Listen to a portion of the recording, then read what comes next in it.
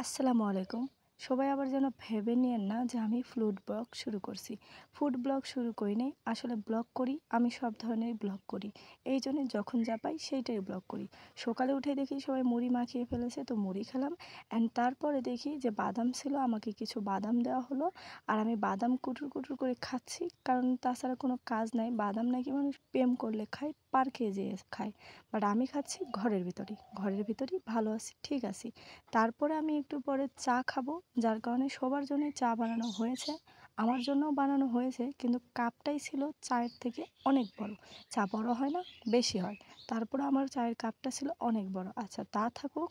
তার একটু পরে আবার আমি আম কেটে নিলাম। ঘরে গিয়ে দেখলাম আম আছে। তো আম আছে আর আমি আম খাবো না, এটা তো হতেই পারে না। আম খাওয়ার পরে সকালের খাবার খেতে হবে। তো তার জন্য আমি একটা ডিম পোস্ট করে নিয়েছি। এখানে ছিল খিচুড়ি, বলতে গেলে ঝরঝরা খিচুড়ি, যেটাকে বলে শুকনা খিচুড়ি। আমরা এটাকে তেলানি বলে থাকি। আমি জানি না কোন দেশের লোক কী বলে, কী বলেন আপনারা, তা অবশ্যই কমেন্ট করে জানাবেন। আর আমি কিন্তু ডিমের কুসুম কাঁচা খেতেই পছন্দ করি। তারপরে আমি খাবার সময় দুপুরে, এটা হচ্ছে দুপুরের পরের ভিডিও। দুপুরে যা যা খেয়েছি তা ভিডিও করতে পারিনি, কারণ জনসংখ্যার ভিতরে আমি ভিডিও করতে পারি না। বাসায় মেহমান আসছে, সবার সামনে খাবারের জায়গায় বসে ভিডিও করলে খারাপ দেখাবে। আর এটা ছিল 7 আপ। তার একটু পরে বিকাল টাইমে লেবু মাখা খাওয়া হচ্ছে। আমার সাথে ছিল আমাদের বাসায় যে আত্মীয় আসছে, সে একটা মেয়ে ছিল। ও এত পরিমাণে টক খেতে পারে, কি আর বলবো। আমরা মেয়েরা তো কম বেশি সবাই টক খাই। কম আর খাই না, বলতে গেলে বেশিই খাই।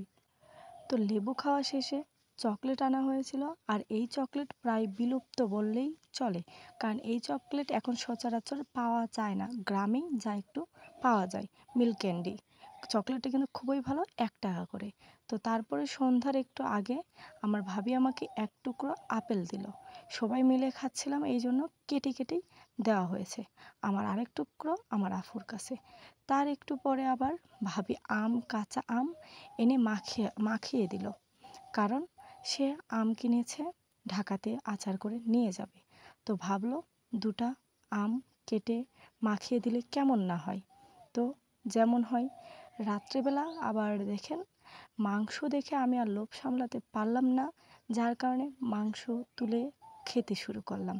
যদিও নিষেধ করার মতন কিছুই নেই, কারণ এটা হচ্ছে কোরবানির মাংস। তারপরে রাত্রেবেলা পড়ার টাইমে পেঁয়াজু আর সিঙ্গারা ছোট ছোট দেওয়া হয়েছিল। আমি নানি বসে বসে খাচ্ছিলাম, আর তারপরে ওখানে কিছু খেজুর ছিল, গাছের খেজুর। তার একটু পরে আমি চিপস খেলাম, আর চিপস খাওয়ার লাস্টের দিকে আমার মনে পড়ছে যে চিপস খাওয়া আমি ভিডিও করি নাই, একটা চিপসই বেঁচে আসিল। তো আজকে এই পর্যন্তই। সবাই ভালো থাকবেন, সুস্থ থাকবেন। ভিডিওটি ভালো লেগে থাকলেই একটি লাইক করে একটি কমেন্ট করে দিবেন।